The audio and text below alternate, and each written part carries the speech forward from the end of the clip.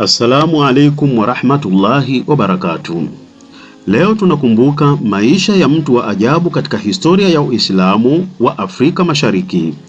Sheikh Darwesh Ali bin Musa anayejulikana zaidi kwa majina ya kuswali na leke, Sheikh Rocket au Majunun.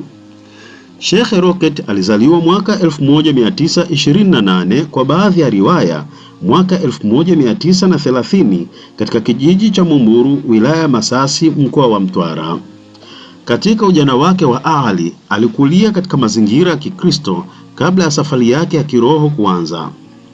Katika ujana wake aliingia jeshi la polisi la Tanganyika na akahudumu katika maeneo mbalimbali ikiwemo Arusha na Lindi, ambako aliwahi kuwa mkuu wa kituo cha polisi. Hata akiwa askari alijulikana kuwa mtu wa tafakur, mwenye kuvutiwa na watu wa dini na kutafuta ukweli wa maisha ya kiroho. Akiwa Arusha alikutana na Sheikh Darwesh Mtimkavu, wali mashuhuri wa Tarikatul Qadiriya. Mwenendo wake, tabia njema na jitihada zake katika dini vilimvutia sana, na hapo ndipo safari yake ya kiroho ilipoanza kuchukua mwelekeo mpya. Akiwa jijini Dar es Salaam alipata fursa ya kuhudhuria darasa ya Al-Habibi Sheikh Muhammad bin Nasor katika eneo la Mburahati. Darasa hiyo ilimgusa sana moyo na hapo akaamua kusilimu. Baada ya kusilimu alipewa ijaza, silsila na bendera ya kuitangaza tarika. Hapo ndipo kauli yake maarufu ilipoanza kusikika kila mahala, kuswali na leke, yani usiache kuswali. Mwaka 1966 aliacha rasmi kazi ya uaskari na kujitosa kikamilifu katika dawa, tasawuf na harakati za Kiislamu.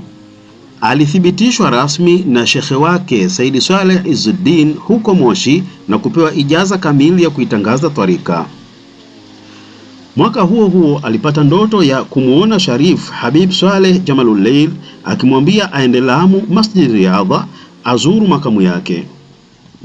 Akiwa hana hata pesa, alianza safari ndefu kutoka Mtwara hadi Lamu kwa miguu, malori na magari ya watu. Alipofika Lamu, alipokelewa na Al-Habib Sayyid Ali Badawi, mjukuu wake Habib Saleh, na hapo akapewa ijaza ya Tarikatul Alawiya pamoja na bendera ya pili ya Alawiya.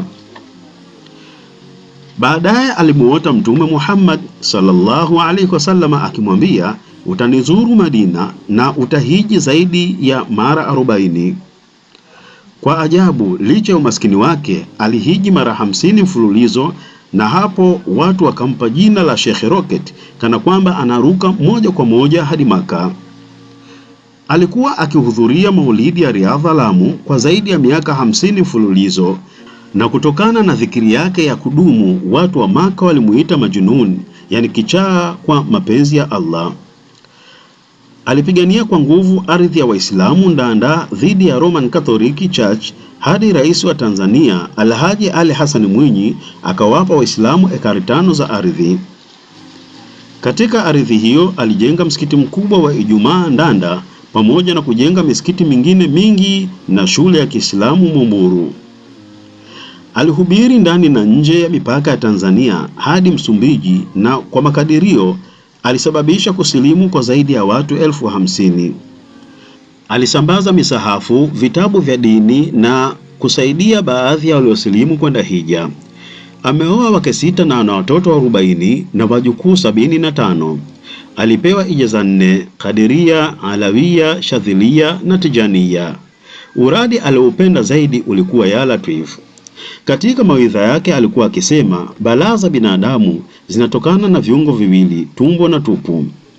Sheikh Darwesh Ali bin Musa alifariki tarehe 19 Januari mwaka 2026 katika hospitali ya Muhimbili jijini Dar es Salaam.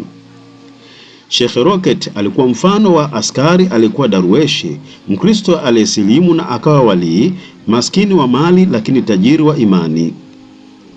Na ameacha kauli isiyosahaulika, swala na leke, usiache kuswali. Tunamuomba Rabbi amrehemu, amkubalie juhudi zake na aupe umma watu wa mfano wake. Kabla ya kumaliza, natoa shukrani zangu nyingi za dhati kwa wasimamizi wa ukurasa wa Ustadhi Muhammad bin Sharif Said bin Abdallah Albidh kwa kuniruhusu kuitumia historia hii. Mimi naitwa Rashidi Sampa Katema. Wassalamu alaikum warahmatullahi wabarakatuh.